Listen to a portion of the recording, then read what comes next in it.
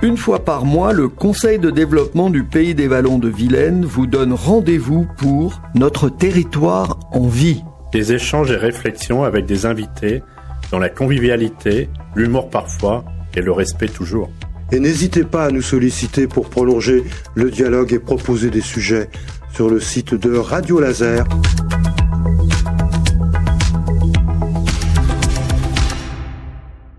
Bonjour à toutes et à tous sur Radio Laser. Et sur Radio Laser, Notre territoire en vie. Notre territoire en vie qui est la chronique du Conseil de développement du Pays des Vallons de Vilaine. Et ce soir, nous aurons à parler de la ferme à Gégé.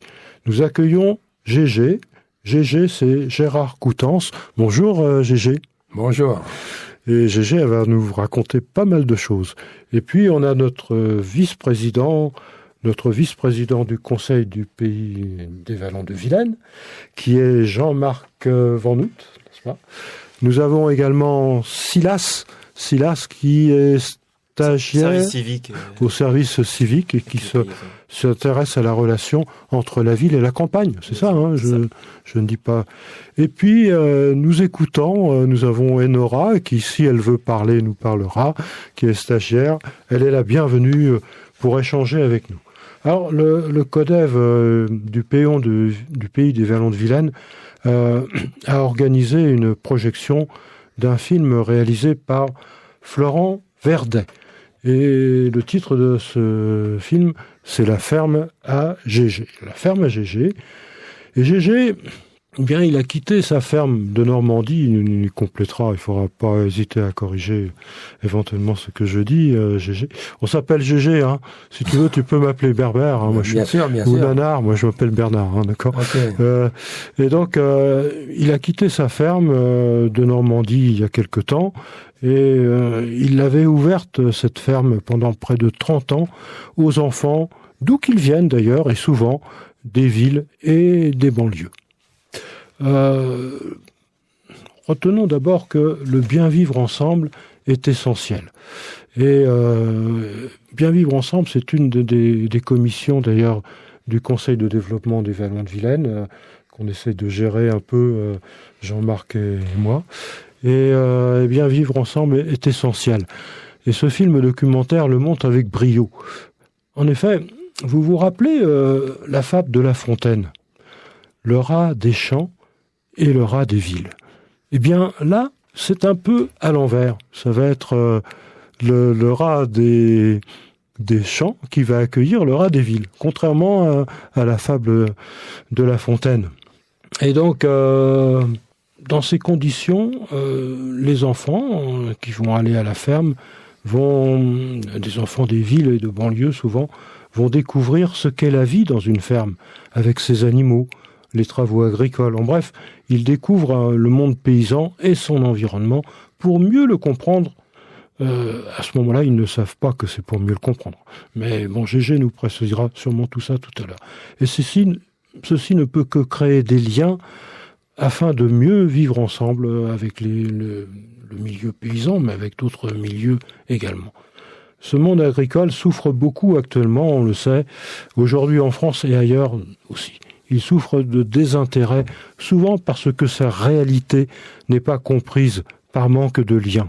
Et ce film donne l'espoir que ces enfants et d'autres enfants, quand ils seront en responsabilité de gérer la société, sauront mieux comprendre le monde paysan et prendre les bonnes décisions pour son avenir, en espérant que leurs parents aussi, même déjà dans le présent, parce que ce n'est pas toujours le cas, que leurs parents sont aussi aptes à prendre conscience et à agir. Mieux agir pour mieux vivre ensemble, et donc c'est l'une des 4 commissions qu'on ne va pas citer, les 4 commissions il suffit d'aller sur le site du CODEV du Pays des Vallons de Vilaine. Eh bien donc, Gégé est là, vous l'avez eu, puisque on a dit bonjour à Gégé tout à l'heure, et nous allons pouvoir nous entretenir avec lui. Tout d'abord, on va commencer par la présentation de Gégé, et là, je vais peut-être passer la parole à Jean-Marc. Jean-Marc qui connaît bien Gégé, et qui était aussi un inducteur de cette rencontre et de cette chronique que nous réalisons là en ce moment. Alors, Jean-Marc, on t'écoute un peu. Oui. Eh bien, maintenant, ça fait presque une dizaine d'années. Donc la rencontre avec Gégé, elle s'est faite par le biais d'Accueil Paysan, et ça a été aussi vraiment une passion de savoir ce qui pouvait être fait par des paysans qui s'ouvraient sur les enfants, sur une façon d'être qui amène du plaisir, du bonheur, et pas seulement de la découverte. Et ça a été vraiment le moment fort de la rencontre avec Gégé, qui s'est poursuivi tout au long et qui maintenant encore plus se rapproche, parce que ce qu'il fait ici, il l'a fait aussi, il rejoint certaines de mes préoccupations qui sont aussi africaines. Donc le regard et la manière d'être de Gégé est une manière très ouverte qui pour nous apprend beaucoup. Merci Gégé d'avoir accepté de venir ici sur notre territoire en vie, pour ouvrir des idées qu'on va essayer de faire prospérer ici aussi, avec les habitants. Merci Jean-Marc. Et notre territoire est en vie grâce à des personnes qui se mobilisent. Eh bien, on est quelques-uns ici dans le cadre de ce studio. Et Gégé l'a été, et il l'est toujours. D'ailleurs, en Normandie actuellement, on en parlait avant de démarrer cette chronique, où il nous disait qu'il continuait à dialoguer avec des enfants qu'il avait accueillis d'ailleurs dans sa ferme jadis. Donc on va commencer d'abord par demander à Gégé, on va vous demander quelle est votre enfance, Gégé. Vous avez été élevé à la ferme, vous étiez à la ville, vous êtes un rat des champs ou un rat des villes? Alors, bonjour, merci de m'accueillir. Avec grand plaisir, Gégé. Super, un plaisir, voilà. Moi, j'ai été élevé à la ferme et on m'a jamais demandé quel métier je voulais faire. Un fils de paysan devait être paysan. Je savais pas qu'on pouvait faire autre chose que paysan. Ils m'ont donné un petit enseignement agricole et à cette époque-là, on m'a dit tu seras paysan. J'ai des problèmes de terre, mais il n'y a pas besoin de terre. Maintenant, tu construis un bâtiment. Et le hors-sol, c'est la future agriculture des années 70. Voilà. Et j'ai obéi, quoi. Alors, t'inquiète pas, il y a des techniciens à la coopérative, il y a des gens au Crédit Agricole qui les comprennent, et puis voilà. Et puis j'ai signé, et puis effectivement, j'ai fait des veaux de boucherie. Et ça a rapporté de l'argent. Mais au Crédit Agricole... Tu étais avec ton papa et ta maman à la ferme? Non. Oui, mais j'avais ma production à moi. D'accord. En vue de prendre la place des parents plus tard en vache, puisque je suis vacher de formation. Et alors, donc, ça a rapporté de l'argent, mais la coopérative est au Crédit Agricole, mais jamais à moi, quoi. Donc, j'ai voulu petit à petit élever des vaches pour reprendre la place à mon père. Il a une belle surface, là. Et le fils du propriétaire, il a décidé de reprendre la ferme, donc il m'a foutu dehors. Carrément. Et puis voilà. Et voilà. Et alors, lui, il était technicien cochon, pas loin d'ici, au Rue. Ah oui. Oui, mais... Technicien cochon, la blouse blanche et les bottes, c'est bien, mais elle a toque, mais ça suffit pas, quoi. Et il a tout bouffé, quoi. Et voilà. Alors moi, j'ai négocié pour pas qu'ils mettent mes parents dehors, et je me suis dit, je vais faire de l'accueil. Et pourquoi faire de l'accueil? Parce que j'ai eu l'occasion de constater que tous les jeunes de mon âge étaient fâchés avec l'humanité, ils sont fâchés avec les parents, ils sont fâchés avec l'instit, l'animateur, l'éducateur, le toubib, le psy. Tout le monde est fâché avec tout le monde. Très tôt, tu avais quel âge? On va se tutoyer, ça va être plus pratique. Tu avais quel âge? Une bonne trentaine d'années déjà. Ouais, mais 35 ans. La ferme, elle était en location, alors? Bien sûr. Toujours en location. Oui. D'accord. Je possédais rien, moi. Voilà.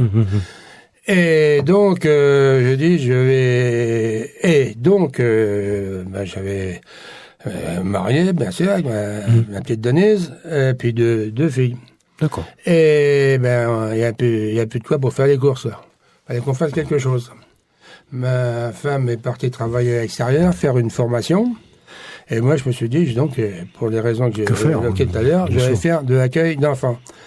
Et comme la jeunesse est fâchée avec les animaux, j'avais constaté, au travers des gens qui venaient en vacances par-ci par-là, ils n'étaient pas fâchés, enfin les gens étaient fâchés avec les humains, mais pas avec les animaux. Et voilà. Et amener les enfants à réfléchir sur le comportement de l'animal, quoi. Voilà. Et après, sous forme de jeu, j'ai fait un BAFA à l'époque. Ça m'a aidé à me structurer, quoi. On fait une animation pour qui, pourquoi, quand, comment, tout ça. Ça m'a rendu bien un service. Mais Gégé, au départ, excuse-moi, tu n'accueillais que les enfants du coin? Oui? Non? Alors, oui, par-ci, par-là, j'avais un copain qui était parti aussi dans le sud de la France, à Cannes. Il était directeur du premier foyer pour adultes handicapés. Alors, il y avait la Martine Bardot, par exemple, tu vois, la cousine à Brigitte. La cousine à Brigitte, et puis le fils de Mohamed Nagdar Amina, Karim, puis plein de gens comme ça, quoi. Et il venait pendant un mois de temps, alors à l'époque, pas de sanitaire, rien du tout, et il se passait des choses extraordinaires avec les animaux. J'étais pas trop structuré, mais voilà. Et les gens qui me confiaient les personnes, là c'était des adultes, ils s'apercevaient que je savais comment faire, et il se passait plein de choses, quoi. Voilà. Et puis petit à petit, donc mon épouse est partie faire une formation, moi je suis resté avec les filles à la maison, et alors à ce moment-là, je devais reprendre la ferme, voilà. La ferme des parents. Je devais la reprendre avec des vaches. Et c'est là que le fils du propriétaire est revenu. Il n'a pas pu prendre la ferme. Et après, je me suis un peu spécialisé un peu dans l'accueil, structuré, quoi. Voilà. Et tu avais monté ta petite entreprise, comme disait Alain Bachung, oui. Quelque part. Mais c'est pas facile parce que, si tu veux, c'est progressivement. Au début, j'avais encore les vaches, j'espérais avoir les vaches. Je fais un peu d'accueil, petit à petit, ça se métamorphose, tu vois. Ma femme partait le lundi et rentrait le vendredi soir. Ah oui. Les deux gamines qui étaient à la maison, entre deux vaches, que j'allais les porter vite fait à l'école, et puis les récupérer le soir, tout ça, quoi. Et je me dis, ça va pas du tout. Je fais ce que je critique. Les gens aujourd'hui s'occupent pas de leurs gamins. Et moi, je m'en occupe pas. Les matins, les gamins, les filles se lèvent, je suis à caresser mes vaches. Elles rentrent de l'école le soir, je suis à caresser les vaches. Et alors qu'on commençait à récupérer un peu d'argent. Et il faut que j'arrête ça. Donc, je regagnais mon mois d'argent, mais non, mais élever nos filles avant tout. Important, bien sûr. Eh ben, voilà. Et donc, petit à petit, voilà, ça s'est construit au fil des années. Mon épouse a continué à travailler à mi-temps. On faisait les courses avec ça. Elle travaillait loin, ton épouse? Non, à Grandville, à 10 km. Elle pouvait rentrer le soir, quand même. Ouais, après, oui, c'est ça. C'est au fil des années, je parle sur plusieurs années. Là, d'accord. Tu comprends? Et après, j'ai accueilli des jeunes. Et je me dis, je vais leur faire découvrir plein de choses. Et comment tu t'es pris pour accueillir les jeunes? Tu as passé des annonces? Comment tu as fait dans le journal? Je t'expliquais tout à l'heure, je connaissais déjà plein de gens qui venaient à la maison, quoi. D'accord. À la maison, c'était assez réputé pour le lieu de rassemblement pour plein de jeunes. Parce qu'avant, j'avais commencé avec le MRJC à l'époque, tu vois. Alors, il se passait déjà des choses ici, quoi. C'est pas facile à structurer, mais c'est tout un ensemble, une progression, et un mûrissement des situations, quoi. Voilà. Et donc, un copain, un jour, il me dit, moi, je suis directeur d'un centre de loisirs dans la banlieue de Pontoise, je viendrais bien avec un groupe de gamins. Si tu veux. Alors, les petits gamins de banlieue, toc, mais c'est quoi ça, de machin, voilà. Et puis, moi, je leur apprends à tendre la main aux poules avec des graines, voilà, toc, alors le contact. Et puis, pour les épater, les gamins, je dis, moi, je vous allez voir, regardez, je prends une poule, comme m'a appris mes parents, mes grands-parents et tout le monde, on lui met la tête sous l'aile, on berce la poule et on l'endort. Il y a un gamin qui me dit comme ça, Monsieur Gégé, mais je peux le faire. Il était de Pontoise en région parisienne, c'est ça? Ouais. Je dis, si tu veux. Il prend la poule, il la fixe dans les yeux, et il a hypnotisé la poule comme ça. Il a jamais vu une poule, pourtant. Je sais pas, mais toujours. Il a su le faire. Il connaissait la méthode, tu vois. Oui. Voilà. Alors, mais je dis, bravo, mais tu sais pas le faire, toi, Gégé, mais t'as pas la télé. Je dis, si, j'ai la télé, excuse-moi, mais faut la regarder. Mais il explique. Et il avait vu une séance d'hypnose à la télé où le gars, il hypnotisait la poule. Et je l'ai refait des milliers de fois, et j'en suis à 20 ou 22 000 spectateurs à travers les projections. J'ai jamais trouvé quelqu'un qui savait hypnotiser une poule comme ça. Et à chaque fois, tous les soirs, je le dis, c'est pas de moi, c'est un gamin qui m'a appris. Quelque part, c'est un enfant qui t'a appris. Qui m'a appris. Parce que toi, tu apprends aux enfants. Et un gamin de la banlieue qui, moi, dans ma tête, les gamins des banlieues, ils savent pas grand chose. Ça a été grandiose pour moi. Il m'a appris des choses. Et après, il y a plein de choses qui m'ont appris. Même des choses immatérielles. Mais voilà. Et ça m'a réconforté en me disant, on a des choses à partager, à se transmettre. Dans la différence. La différence de lieu, la différence de religion, la différence de couleur, est formidable. Ça a été un moment extraordinaire. Ça me permet de placer une citation de quelqu'un qui a écrit beaucoup, qui s'appelle Antoine de Saint-Exupéry, et qui disait « Loin de me léser, ta différence m'enrichit ». Donc c'est exactement ce que tu viens de dire. C'est tout à fait ça. Et donc après, il y a eu des séjours d'organiser. Puis après, un séjour, il venait, un directeur, il venait avec 7 ou 8 animateurs. Mais l'animateur, le mois d'après ou l'année d'après, il va travailler ailleurs. On ferait faire un séjour. Faut aller chez GG. On refusait du monde, quoi. Mais je dérangeais quand même dans mon département.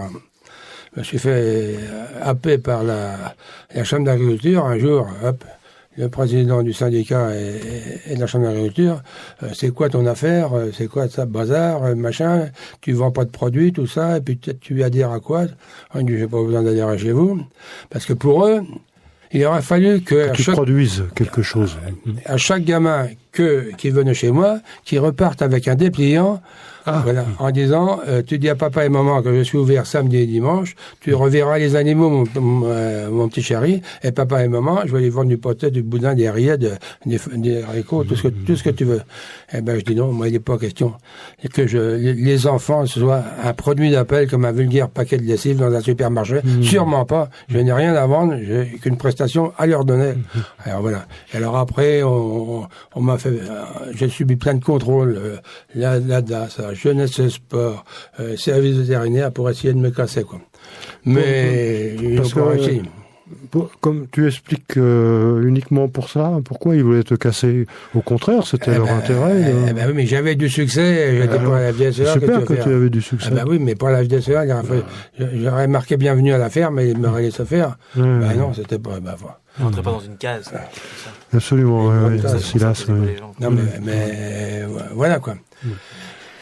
Et après, donc, ça tournait, quoi.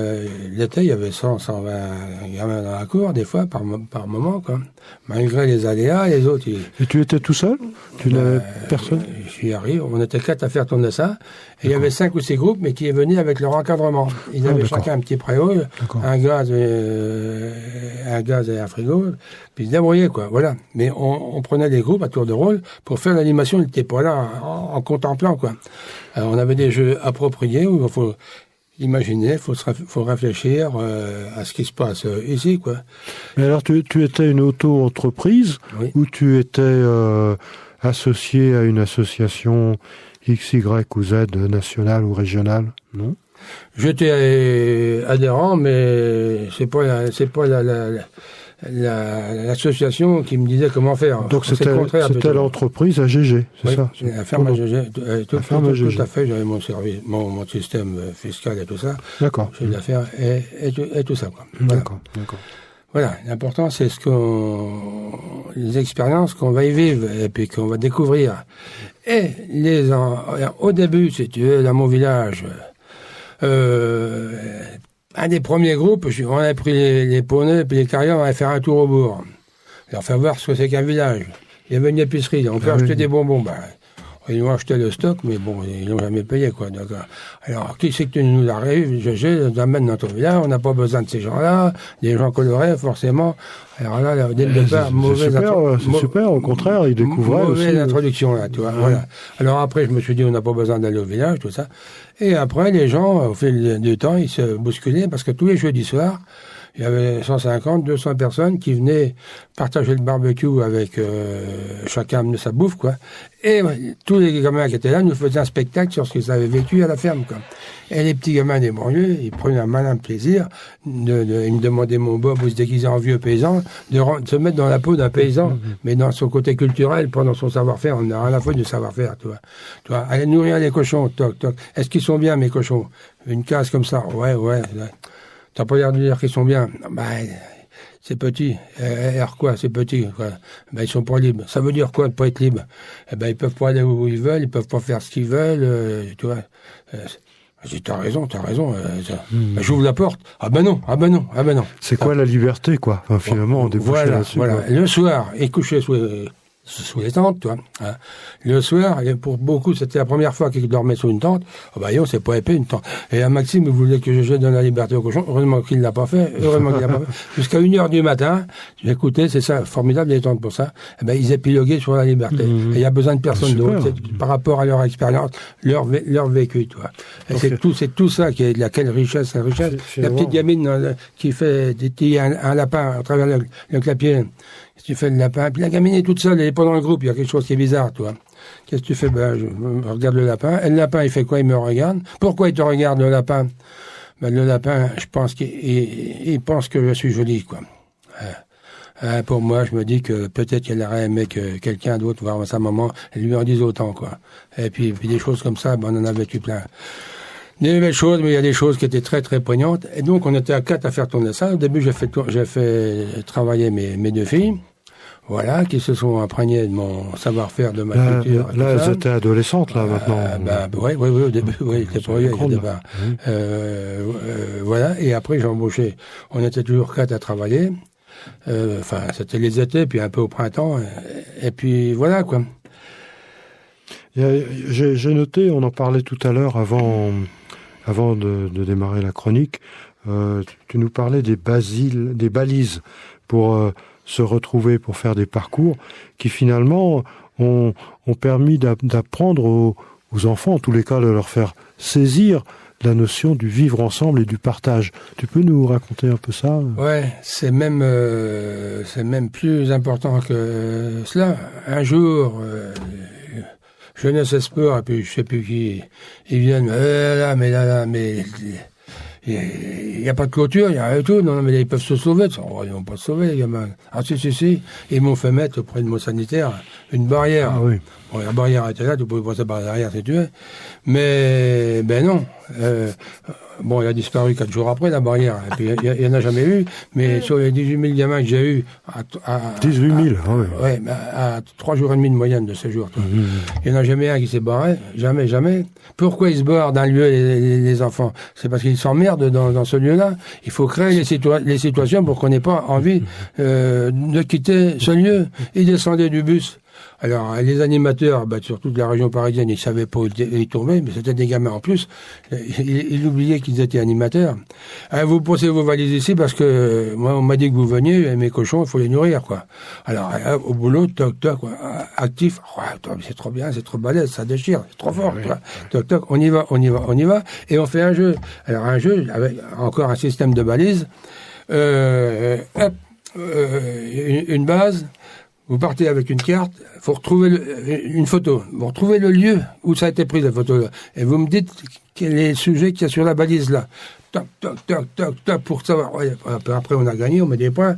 Voilà. Mais en un rien de temps, ce lieu devient complètement magique, extraordinaire. Tu vois. Il est personnalisé dans la première heure qu'ils sont là. Puis dans un lieu où tu es bien, qu'il se passe plein de choses, t'as pas envie de foutre le camp, t'as pas besoin d'écrire de 2 mètres pour aller voir ce qui se passe ailleurs, quoi. Et puis voilà. Et ça, c'est de la pure animation et de la pure motivation par rapport.